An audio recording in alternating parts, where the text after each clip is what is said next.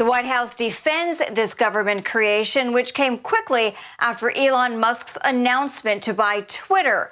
Under the Department of Homeland Security, critics are skeptical of its timing and its mission. The timing is not coincidental. After Elon Musk pursuing the purchase of Twitter, many on the left are frightened that they are losing an avenue of censorship.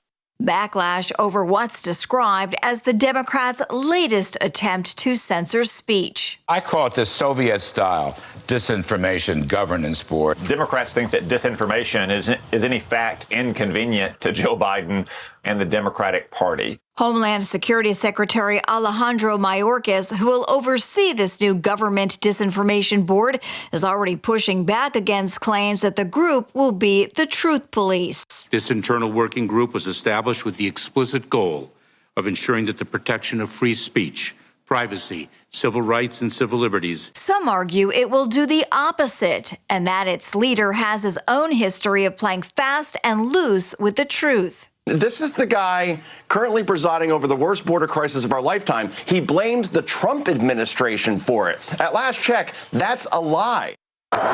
More than a dozen GOP senators are behind a bill to stop the board, calling its creation an abuse of power, while drawing comparison to George Orwell's Ministry of Truth, which pushed government propaganda in his classic novel about dictatorship, 1984.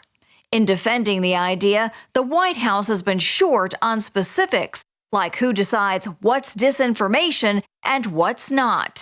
I really haven't dug into this exactly. There has been a range of disinfo out there about a range of topics. I mean, including COVID, for example, and also elections and eligibility. Wednesday, Oklahoma Republican Senator James Lankford also questioned the purpose of the board and the controversial woman who's heading it up. We don't have a definition of what it is.